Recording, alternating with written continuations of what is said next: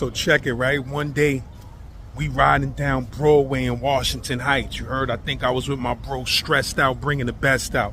You heard? We in this little ass Ford Escort, and we riding past, going down the streets in Washington Heights, right? Hey yo, LAZ, man, I got exclusive stories that y'all never heard on my TikTok page, you heard? I'm making history over there. I'm at 70,000 followers, and I'm on my way to 100K by the end of the summer. That's a whole fact. You heard? Make sure you slide over there on TikTok and join my TikTok community. Z-Lord. Yeah, you got it bad, chasing all my love. How could I be done? But you got it, you got it. Hey yo, the next king of R&B, my bro King Taco out of Buffalo, New York. You heard? Make sure you go follow him on Instagram. Tell him Z-Man Suicide Polo with the Ski Man sent you. You heard? We out here working, gen pop music. Let's get it. Hard in the slums, a law should come, and some of these stars should come. Spark guns, heroin addicts, revolvers and Maddox. We all flowers in the attic, trying to grab it. An inmate at the Virginia Department of Corrections, Lindenburg Correctional. To accept this call, press. This call is from a correction facility and is subject to monitoring and recording. Thank you for using GTL. Alright, check it out, man. I know this a little different, than the usual stories that I typically like to tell. But, being as though I already did a throwback tribute story to the city where I'm from, in Jersey, I figured I'd also just give y'all a little detailed walkthrough around the city of Richmond, VA, as well. On a real inside look at how it was back in the mid-90s. And that's when I actually first started coming out there on the regular. So this is really just going to be about my experiences, though, and a lot of the things that I saw and witnessed out there. So, if you're anywhere between the ages of like 35 to mid-40s or older, and originally from Richmond, or even if you was an out-of-towner, like I was, that decided to come out there during that time span of the mid-90s to the early 2000s, I'm sure you're going to remember and relate to this picture that I'm about to paint for you. And then two, if by chance you don't know shit about Richmond, or never even been there, you're about to get a real good history lesson, a real good look and clear view of how it was really out there around and about the city at that time. I know a lot of people, I know a lot of shit's changed, since I've been gone though, but, this is how I remember it. So, for starters, let me just say I was probably only like 9, 10 years old when my grandmother started taking me out to Virginia and North Carolina for like a couple weeks at a time, during the summer breaks from school every year to visit relatives. I think I could probably speak for a real large group of folks from up north whose parents or grandparents, might have migrated from the south up north to places like New York and Jersey, Philly and Connecticut, and other places like that, looking for better work and better opportunities back in the day to basically, build a better life for themselves and raise their families and whatnot. That's what my grandparents did. So, I wound up traveling back and spending parts of my summer vacations from school out in these real country-ass parts of VA called Emporia and Franklin. And this really super rural small town in North Carolina called Seaboard, which I don't even think you can find that shit on a map nowhere. It's so small, but it sat right on the borderline of Virginia and North Carolina. So, both my grandparents, they had siblings out there. So in turn, I had a bunch of older cousins and aunts and uncles and mad family, that never left or came up north from down there. They actually still live out there to this day. So, long story short, I had always looked forward to going out there in the summer, having a good time for a couple weeks with family, getting away from the streets of dirty Jersey, heading out to that fresh, clean air, space, land, and country lifestyle out in the States. You understand what I'm saying? Not to mention, the food was like a whole nother incentive. But anyway, I got a ton of stories about them summers out there, but I'm going to say those for my book. I said all that to say, although Emporia is like an hour and change away from Richmond, and pretty much like night and day for real, I had really started becoming familiar with Virginia when I was a young kid. And and I guess it was probably that same familiarity that led me out there to Richmond later on in my life. Now, it was one of my aunts initially, who actually happened to be my father's oldest sister. She wound up moving from Jersey down to Richmond, probably in like 91, 92, somewhere around that time. And I was in high school by then. And I was still making those summer trips to the country with my grandmother. Only now, visiting my aunt in Richmond had also become a part of that trip too. So that's really how I started becoming familiar in the first place with the city in itself. And then I wound up traveling out there more often by myself, by train, for more than just my summer breaks. And eventually in time, that kind of would lead me to basically relocating and starting my traveling between Jersey and VA on a regular basis. Now, I'm pretty sure, I told a couple other stories before with you guys that kind of explain the reasons why I was going back and forth so much. So, if any of y'all interested in any of that, I would suggest you go back and check out some of my other episodes. To sum it all up, though, in a nutshell, basically, there was just a lot of money to be made out there, and I had made up in my mind to make plans to go and get my fair share of it. Now, I know I had mentioned before, too, in another story as well, but for anyone that might have missed that, let me just tell you again that through the years of 1994 through like 1998, Richmond, Virginia was considered to be the murder capital of the country. You know what I'm saying? That's a true fact. You can go research it, Google it, whatever. That's just what it was at that time. Shit was like the Wild Wild West. Dudes was getting bodied out there on the regular. Now, I done did my fair share of bullshit out there too. That's part of the reasons why I'm in here today. But, that's neither here nor there. I ain't talking about none of that shit right now. I'm just trying to really give you a good idea of how the city was so you can kind of gain a clear understanding of this picture that I'm about to paint for you. Now look, when I first came to Richmond to stay, I was living in the county, in Rico County to be exact, which basically borderlines or crisscrosses the city going east and west, as Richmond for the most part runs north and south. There's actually a few surrounding counties around the city though, and for the most part, even though they're separate jurisdictions and all that, technically they still kind of get included and grouped in with Richmond itself. And depending on who you ask, they still considered to be a part of the city. My address in the county still said Richmond, VA on all the mail that came in with. You understand what I'm saying? And then on Chamberlain Avenue, where I would wind up first setting up shop at, there was parts of that strip where the county and the city police both patrolled. They had jurisdiction to lock your ass up. And then depending on which one arrested you, that would determine where they would take your ass, either the city jail or the county jail. And it was like that in quite a part. It was like that in quite a few other parts of the city too. So when considering parts of Henrico or even Chesterfield, I guess it's just one of those great debates if you feel like whether or not the counties are truly a part of Richmond. I certainly consider them to all be one for real, but I'm an out of towner anyway for the most part, so I guess that in itself might leave a little room for question. But anyway, speaking of getting locked up, back then, if you got arrested by the Richmond City Police, they would take you to 9th Street, which was where the city lockup was. And that was for you to get processed and all that before you went to the actual jail. Kind of similar to central bookings in New York. And, let me tell you this, that shit was filthy as hell. You know what I'm saying? It was old as dirt. It was freezing. Like, they kept the AC on Arctic blast or some shit. And it was like pure torture in itself. You know what I'm saying? They would put you in this cell with no mattress to lay on, nothing but the clothes on your back, and they feed you these stale-ass bologna sandwiches and spoiled milk. The conditions over there, they were so bad that a lot of guys, they would make claims to be diabetic, even if they weren't. You see, if you was a diabetic, they couldn't hold you at the 9th Street lockup. They had to immediately transport you to the city jail where the medical staff had the proper medicines and whatnot to treat you, because they ain't really have none of that at 9th Street. I actually had the unfortunate pleasure of getting arrested on a Thanksgiving night one year, leaving the club tipsy.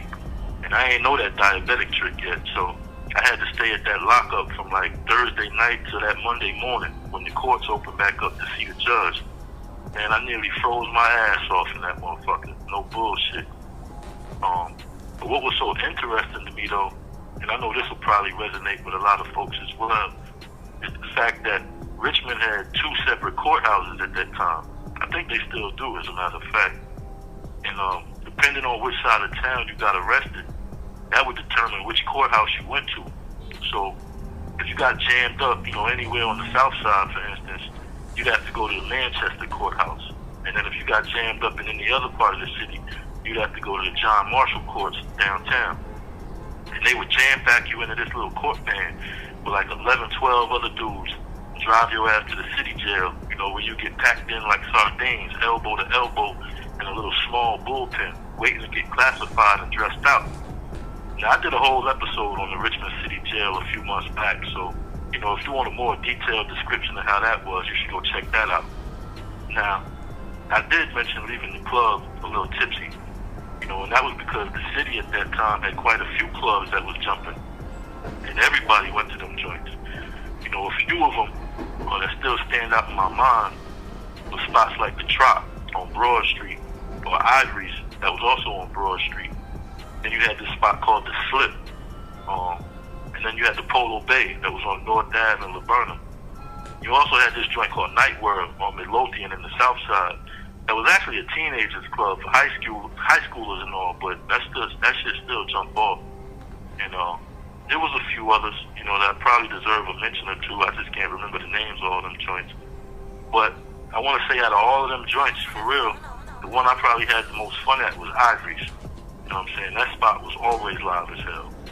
There used to be this DJ there at the time by the name of DJ Cool, who became famous for this song he recorded and performed around the country called the 20-Minute Workout. Now, if you're not familiar, y'all might want to Google that. But everybody from Richmond, young and old, they know that song. You know what I'm saying? He actually first recorded that joint live at Ivory's one night. He even shouts the club out in some of the lyrics. So, I definitely say by far Ivory's was probably the most legendary of all those clubs out there at that time. And right outside of it, it shared a parking lot with this Hardee's restaurant that would stay open super late after the club closed. So folks would still be in the parking lots, mingling, chilling, eating food and shit long after the club shut down. You know what I'm saying? It was almost like the club was still open, just on the outside. And, there was a lot of other clubs out there that came later on, that I got a lot of memories from too. Talking about places like Armani's that was on the south side, or the Canal Club, the Boss that was on Harrison, or the J Spot on Hall Street. You know what I'm saying? There was even a club out in Petersburg that a lot of Richmond cats would go to from time to time called Flavors. I remember one time Snoop Dogg, he was supposed to come out there and perform, and for whatever reasons, the police was fucking with him and his entourage hard before they even made it to the club. And they happened to find like 2 pounds of bud, either in his vehicle or one of the cars that was with him. I can't remember. But he ain't even get to perform that night. You know what I'm saying? That shit was crazy. And speaking of clubs and parties and whatnot, I also remember this chick that was in the city named Carlene. Now everybody knew about Carlene. You know what I'm saying? She was a real hustler and popular party promoter in the city. She used to hold these big ass parties everywhere that'd be jam packed whenever she do them. You know what I'm saying? Everybody would come out for Carlene's parties. And then my man Baby Charles, who I heard he recently passed away, he was another big party thrower too. He used to bring a lot of the big artists through the city and promote big shows and stuff like that. His shows was always real dope too, and always packed full of folks. He actually got a son right now that's coming up in the rap game. And he's like a pretty well-known local artist named Prince Charles. It's crazy because, I remember that little kid when he was just a baby. So to hear him on the radio and see him on TV performing and shit, that shit is alright. But rest in peace to Baby Charles, though. Now, anybody that knew me well, they would know that I was a big Caribbean West Indian representative. You understand what I'm saying? I played the Jamaican club scene heavy. And Richmond, as far back as I can remember, always had a decent-sized West Indian community. Plenty of restaurants and clubs. Most of them would be like restaurants by day and then clubs at night. You know what I mean? You had spots like the Caribbean Pot that was on Midlothian, which was ran by my man Uton and his wife. Rest in peace to him. I heard he also passed away since I've been gone. But when he closed the pot down, he wound up opening another spot downtown across the street from this 5-star Jefferson hotel called Caribbean Mingles, which was 2 floors, and it was bigger, just as live though. Downstairs was the restaurant and bar, and upstairs was the club. And I ain't gonna lie, man, Caribbean Mingles has some of the best food too. Sometimes throughout the week though, like on regular days, not just club nights or whatever, I call Uton up, after he shut down and closed for the night, and let him know that I wanted to come through. I might have had a few friends with me or a female guest or whatever, and he would open the doors for me. Open back up his bar, and he might fix us up some 5-star Caribbean type meals, whatever we wanted. You know what I mean? A lot of times, there wouldn't even be no shit off the menu. There might be something exclusive that he didn't even typically prepare for nobody. And I mean, this was like 2, 3 in the morning. You know what I mean? And I'd be sitting in there drinking rum punch or taking double shots of Hennessy, whatever, with him for a couple hours. Just talking shit, laughing and all that. Uton was a real good dude, man. I ain't gonna never forget him either. Then you had this other spot called Ponchino's that was on Sims Ave. That was a pretty live joint. And then you had Jamaican Cuisine on 2nd and Marshall. Both them spots would be jumping. That's actually where I met Maurice, the owner, and his nephew, New Jack, who would later on really become a good friend of mine. Oh, and then I can't forget this other little spot that was on 2nd Ave called Tropical Soul. That joint used to jump off crazy too. Shout out to my girl Nadira. And then how could I forget the Inns of Virginia, on Broad Street, which was really a hotel, but they had some of the livest and most packed Caribbean parties in the city at that time. Shout out to the Flavor Mix crew, for all the good nights we had out there. But that joint had to shut down though, because niggas kept getting shot out in the parking lot. I mean, that was the case for a lot of spots in Richmond though. It never fails.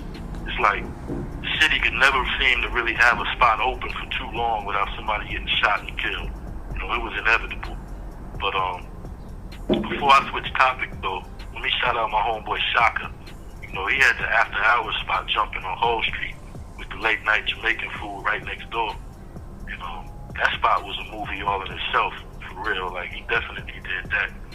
And then let me also make mention of this other monumental after-hours spot named Chavis. And that wasn't no Jamaican spot or nothing, but it was a whole other experience. You know what I'm saying? That joint was like an old school 2-3-story brick house that sat on the corner intersection of Midland and Maryland Ave in the north side. And it had been converted into like a little shot house or whatever, which basically was like a lounge and a bar with a little dance floor and a gambling spot amongst other things. That joint was like a real off-the-radar type of spot that was family ran, and it had been around for forever, you know what I mean? And then you also had this spot called Charlie Woo's that was also on the north side, which was also a real popular underground type of atmosphere. That's where all the gangsters in the city would come to gamble and hang out, Now, before I roll off into a totally different subject, while I'm on the topic of clubs, I guess I should make mention of some of the little strip clubs that was in the city too. Now, just so y'all understand, VA is not one of those big strip club states for real. I mean, there are clubs here, but they ain't really nothing, compared to the spots in places like Atlanta or Houston or DC, New York, big cities like that. What I mean is, Richmond ain't one of those places that you gotta be prepared to get your mind blown when you walk through the doors. I've been to some of them spots before, and trust me when I tell you, these spots I'm about to mention, they don't even compare by a long shot. But be that as it may though, you could always still have a good time. Definitely see some eye candy at Daddy Rabbit's, or the Candy Bar. Even the Paper Moon, that joint been around forever. There was actually one spot though that I remember in Henrico County on Brook Road, right across the street from the Dump Furniture store that was crazy. Especially for the fact that it was in the county. You know what I mean? I can't remember the name of it, but them chicks in there used to get butt-ass naked, and that's typically not allowed in Virginia strip clubs. Needless to say, they ain't stay open very long either. The county put the clamps on them after one of my little homeboys and his man got shot up real bad right in the doorway entrance. My little man, he got hit up about 5 or 6 times. He survived though, but his homeboy caught a headshot and died right on the spot. It was a wrap for that joint after that. And just so you know, You know, I ain't never really been no big strip club type of dude anyway. But, I mean, you know, I've supported the hustle here and there. So, shout out to all the chicks on stage and giving the lap dances up and sliding up and down their poles. You know, I definitely appreciate y'all. But moving on, though, you know, this would not be an accurate description of Richmond in the 90s if I didn't mention Bird Park and the strip that was on Lee Street. Hey, Bird Park is legendary for the city. You know, when I first came out there, that shit kind of reminded me of the movie Boys in the Hood, in the scene where Morris Chestnut and Cuba Gooding and Ice Cube and their crew was out chilling that night on the strip while everybody was out there with their crew, deep with their cars, you know, their girls drinking and smoking, laughing and joking, you know, just posted up having a good time. That was Bird Park. You know what I'm saying? Only it was in the daytime hours, daylight hours on a Sunday, actually. Anybody who was anybody, and still those who wasn't nobody, would be at Bird Park on Sundays. You know, dressed in their best, fresh cuts, flyers, gears, brand new kicks, jewelry, cars cleaned and gleaming, wheels shining, sound systems bumping. You know, just being outside, man, parked on the side of the street in a row, one behind the other on both sides of the street, lined up all the way up and down the block, hanging out and kicking it with all the girls and whoever else, just trying to be seen.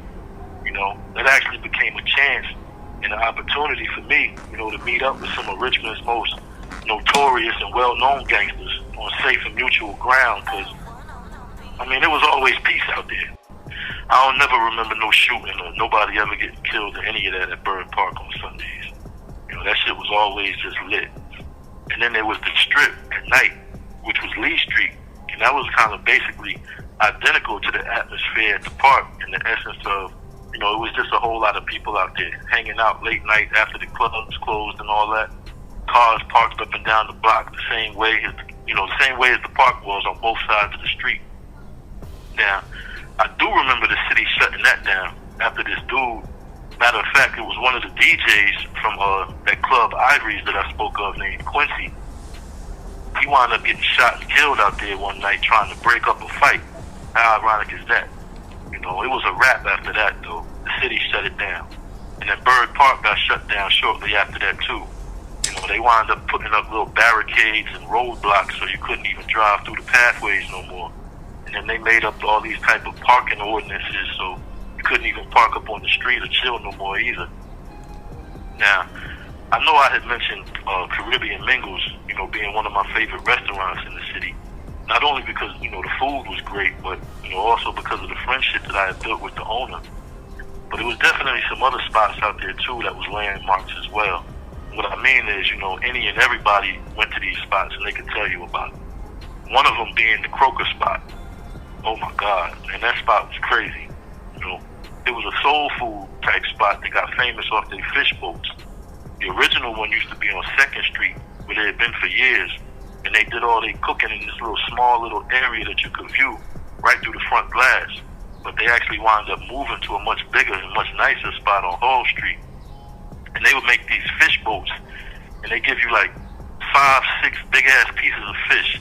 You know what I'm saying? Fried fish smothered in onions and peppers with potatoes and this big ass wedge of cornbread. That shit tasted like a piece of cake. And they had this like buttery, homemade special type of sauce to go with it that they call hot butter soul. Man, that stuff was amazing. They probably could have bottled that shit up and sold it in jars if they wanted to. No bullshit. And then you had Lee's Chicken downtown, which arguably probably had the best fried chicken in the city. You know, better than all the chain restaurants like Popeyes and Churches and KFC and whoever else. You know. And then I also remember this little hood hole-in-the-wall spot that was around Northside called the Chicken Box. They chicken chunks and they little chicken sandwiches was out of this world. And that spot was really like no bigger than a little matchbox size, but, you know, they stayed busy as hell, like all day, every day, right there smack in the middle of the hood. Definitely a staple in the city, you know. And then there was this other well-known establishment named Hawk's Barbecue, actually, which also was a family-owned restaurant. And they had a few locations around the city, too. You know, they also got popular from their fish, but they was also like a real southern soul food spot, you know, with pork chops and ribs and a whole bunch of other shit that I don't even eat. But one of my homeboys' family, they owned a few of them joints. So whichever one he'd be working at the time is the one I would go to and eat free fish and fries and desserts. And then in the early 2000s, there was another soul food spot that got real popular called Mama J's. Now, I ain't never been there, but I know a lot of folks would rant and rave about their food. Now, look, when I first came out here, you know, the Waffle House was always a pretty big deal. And that's always been like that all through the South, all in the different southern states. You know, mainly because I guess they stayed open super late and you could get breakfast food at all hours of the night and day. So they had locations all over the city too. But it was one in particular, you know, that was a real hot spot. And this was the one that was on Azalea Avenue. That is until tragedy happened there. You know, so the event that I'm speaking of that took place there was a few dudes, man, who happened to be real close to one of my cousins. They wound up getting shot up and murdered in that joint back in, I think it was 95, I believe. It was a dude named Prince and a dude named Dame and a couple others. Now, from what I was told, you know, they had exchanged words with another set of dudes out in the parking lot before they even came in the spot to sit down to eat. And apparently, you know, the guys that they talked to or whatever went to their car and got strapped up, came back inside the restaurant and aired that shit out. Let everybody get it who was in there.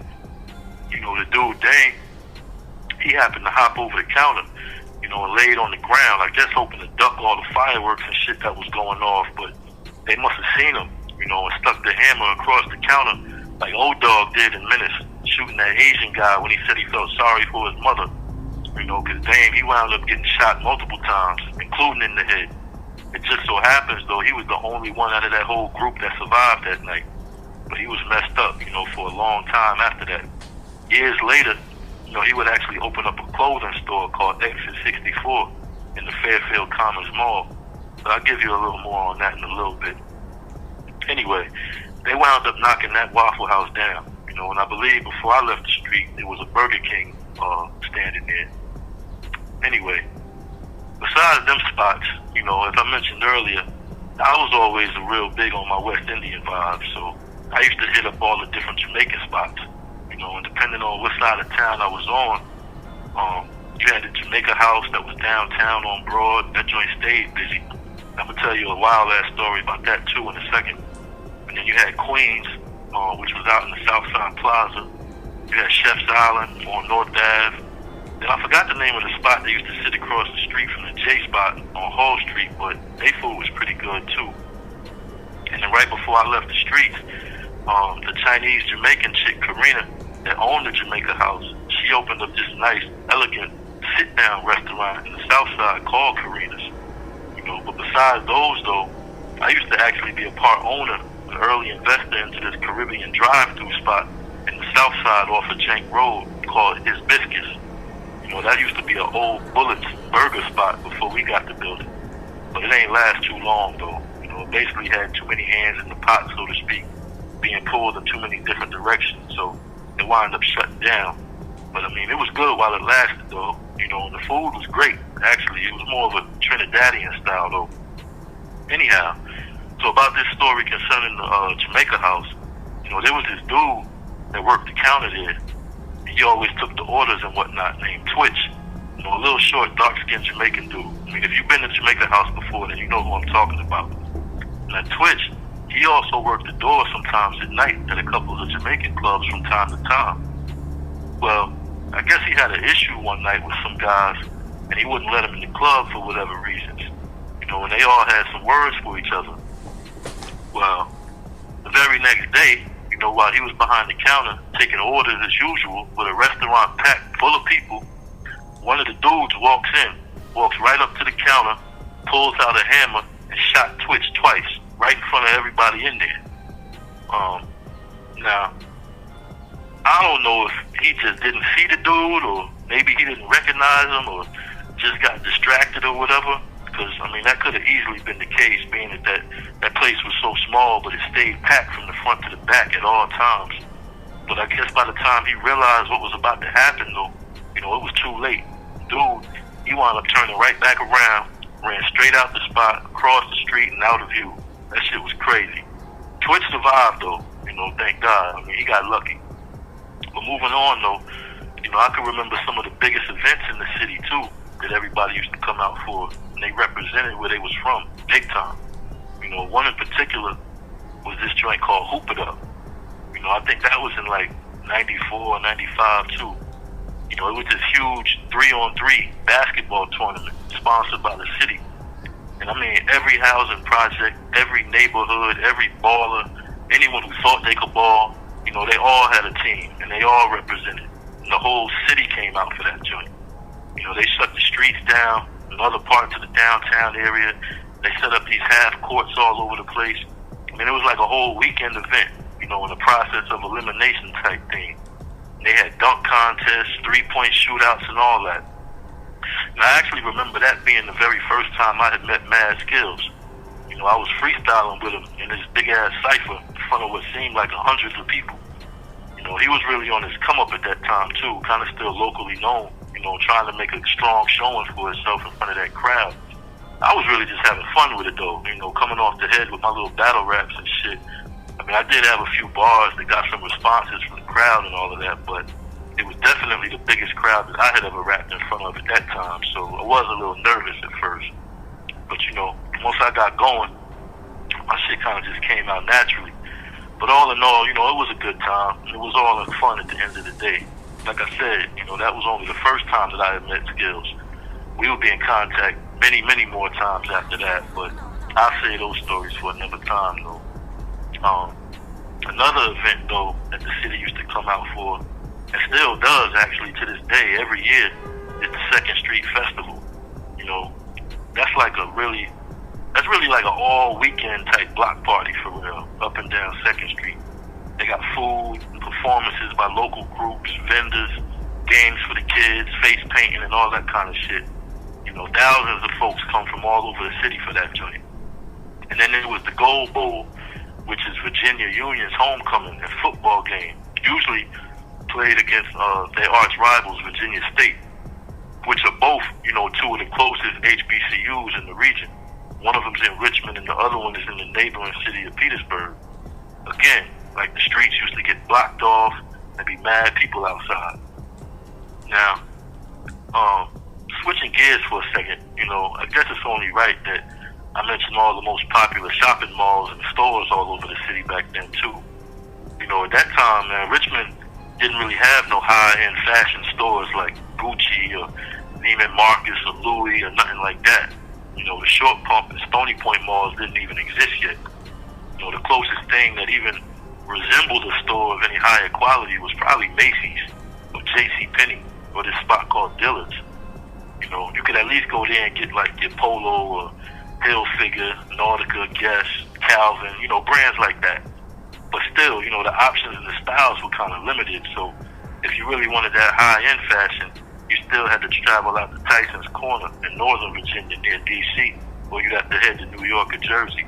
You know, and I guess that's probably why a lot of up-top folks didn't really do a whole lot of shopping in Richmond back then. I know I did. You know, the internet and online shopping, that wasn't even a thing yet either. It didn't exist. But, I mean, if you was into the popular street brands at that time, like Levi's or Fubu or Carl Canai, Fat Farm, Rockaware, Academics, Sean John, Columbia, Timberland, stuff like that, you know, yeah, it was plenty of spots that had the latest. First off, you know, Richmond had a whole bunch of shopping malls. You know, some of them was big, some of them was small, some was a lot more nicer, with way more stores. You know, and some of them was kind of run down and hanging on by a thread, but either way, you know, they was mostly all spread out through the counties for the most part. You had the Regency Mall, you know, which was a 2-story joint with a glass see-through elevator that you could take up and down. And then you also had the Willow Lawn Mall in Virginia Center Commons. They was all in Henrico. Then you had the Eastgate Mall also, which changed its name to Fairfield Commons. Then you had the Azalea Mall, which was real small, but like I said, all of those was in Henrico. And then you had the Clover Leaf Mall, which was in the south side. And then you had the 6th Street Marketplace, which was downtown. And then you had the Chesterfield Town Center, which was also in the city, but closer to Chesterfield. And then you also had this place called the South Park Mall, you know, which was more so in Petersburg, but, you know, like I said, Petersburg is only 20 minutes from Richmond. Now, I can't remember which mall it was, but I remember my man Dog, he opened up a Dada store. You know, that was another one of those popular hip-hop brands. He was like one of the owners of the company's first cousin or something like that. So, you know, that was pretty exclusive for Richmond at that time, too. Now, I know I said I didn't do too much shopping for clothes in Richmond back then, but I do remember this one store that had opened up in the mall called Limbs. You know, I did spend some money at that joint.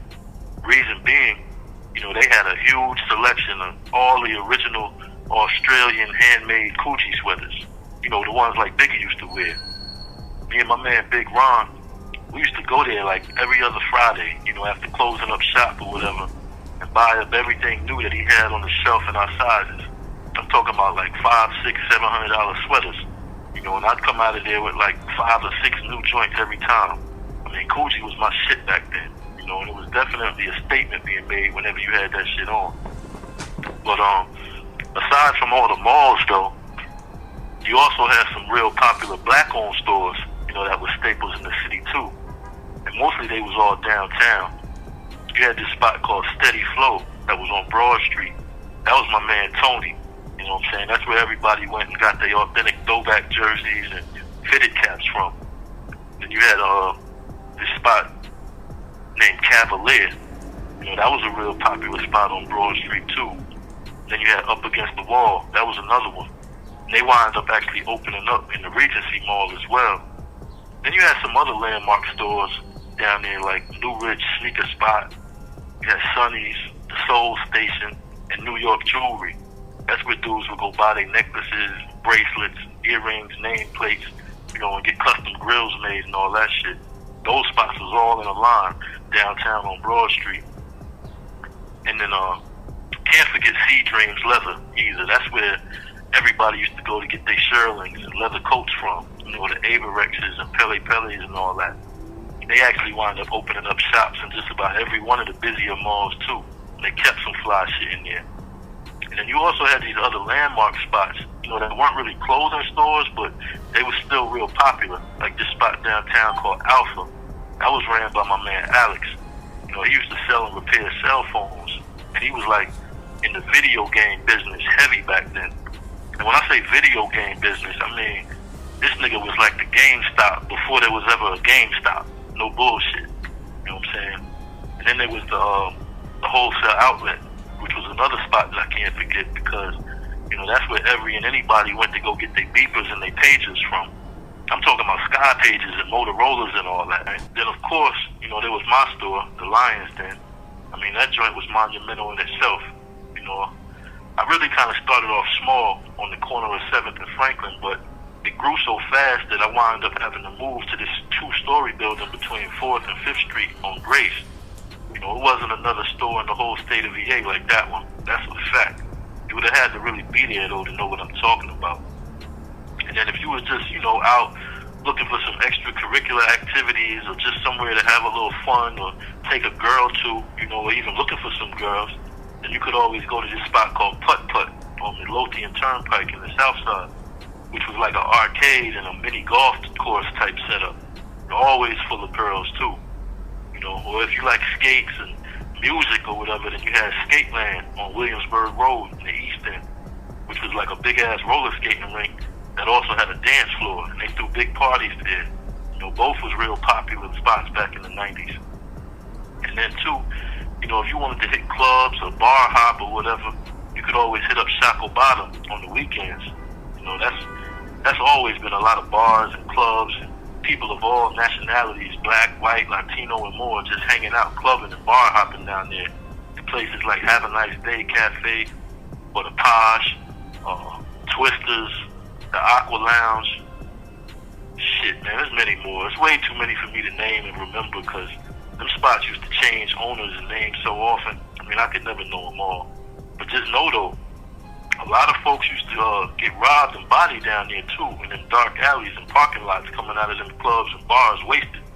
You know, I know quite a few niggas personally who used to sit down there waiting on dudes to leave out of them spots all drunk and messed up and not on point. You just so they could make a quick come up.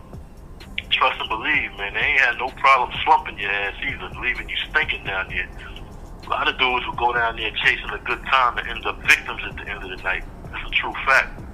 Aside from that, though, if you was like a regular 9-to-5 worker or whatever, then you probably enjoyed a lot of the social atmosphere after work at TGI Fridays on West Broad. Now, I spent my fair share of Fridays in there too with the fellas, buying up and passing out drinks to just about everybody that was at the bar, whether I knew you or not. Actually, it was at that very same spot where me and DJ Holiday from Atlanta, who was Gucci Mane's DJ at the time, we met and tried to buy out the bar one night for both our entourages, right before we did a show together at the Paradise Lounge. Now, speaking of the Paradise, that's also the spot where this well-known local celebrity DJ from the top radio station in Richmond named Lonnie B and myself threw a big birthday bash one year. You see, both of our birthdays happened to be on the same day, October 18th. So you already know that shit was a movie. And then two, because I always been a DJ, and I gave mention to the record stores that I used to hit up in Jersey, I guess it's only right I make mention of the spots I used to hit up in Richmond as well. One of them was called the Phono Booth that was on North Ave. That's another city landmark too. That's actually where I first met Sir RJ. He used to work there back then. And this is way before he was a big DJ personality on the radio stations. He used to hook me up with all the new shit, all kinds of free extra promo stuff, every time I came in there. So shout out to my man Sir RJ and the street sweeper DJ Foot. And then I'm sure, everybody remembers Willie's. That was downtown on Broad Street, and that was the real go-to spot. They had another one in the South Side too. I think it was on Midlothian. And then there was this other little small spot called Peaches on West Broad Street that also kept a good variety of wax on the racks too. I stop in there from time to time, pick up a few things. But moving on, before I wrap all this up, let me just say, it's absolutely no way, man, I can continue to talk about Richmond without mentioning and shouting out all the hoods and the neighborhoods and the housing projects around the city and in the county that was notable back then, which are, still some of them are to this day. So, first off, I gotta always mention and shout out Chamberlain Avenue. That was my starting point. That's where I first opened up shop when I touched down in the city. A lot of the stories that I've told on this channel consist of events that took place out there. Some good, some bad. All of them was life-changing, though. So I would suggest, if you're curious, to go back and scroll through the playlist and check some of those stories out, too. Shout out to my homie Big J Quick. Another one of my real BK homies who came down here and put Chamberlain in a chokehold after I left. That's real shit. Next, I gotta shout out all the projects, man, from Jackson Ward and Gilpin Court to Mosby Court, top and bottom, along with Raven Street and Mechanicsville. Creighton Court, Fairfield Court, Wickham and Fulton Courts too. And then in the South Side, shout out to everybody from Hillside Court and Midlothian Village and Blackwell, Ruffin Road, Jeff Davis, Broad Rock, Hall Street, Chippenham, and all around the South Side Plaza. And whoever else, I might have missed out there on the South Side, shout out to y'all too. Can't forget Church Hill and Shimbaraza. And then on the North Side, big shouts to everyone from Highland Park, to Brooklyn Park, Dinner Park, and Meadow Bridge, North Ave, and Barton Ave, Spruce Street, the apartments around Pond Camp, the old Matthew Heights and Dove Court, the apartments behind Virginia Union. I think they was called Union Square at that time. Big rest in peace, shout out to my man Hash, another real Brooklyn BK dude that was getting money back there in them joints. Those shits was like one way in and one way out too, so you could already imagine what goes on back there. Then you got Idlewood and Randolph Village in the West End. And can't forget all my peoples in those Henrico County projects and apartments and hot spots like Hope Village. We used to call that joint Randolph Court. Woodman West and Essex Village, Delmont, Fayette Circle, Suburban Village, Colonial, Seven Gables. That shit used to be called Jarrett Apartments. Laburnum and 9 Mile, Newbridge, Treehouse, Brookridge, London Town, English Hills, and anywhere else I might have got a miss. Shout out to you too.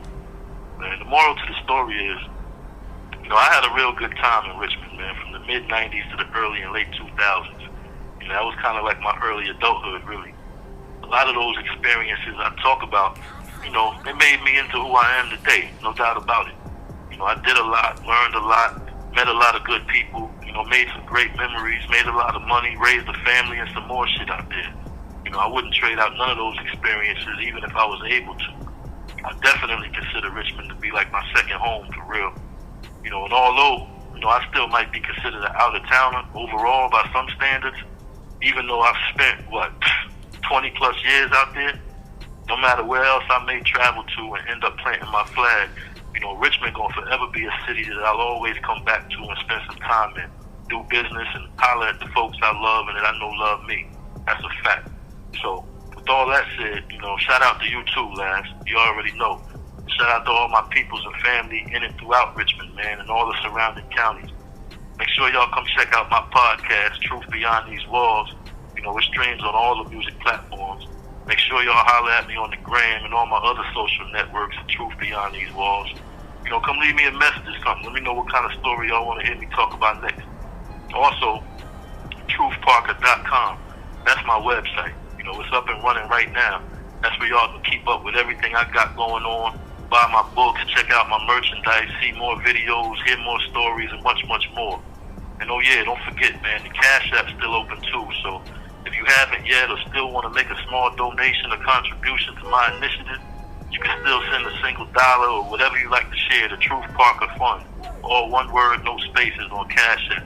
You already know, man. I appreciate every single buck that's come through there and each and every one of y'all that decided to send something.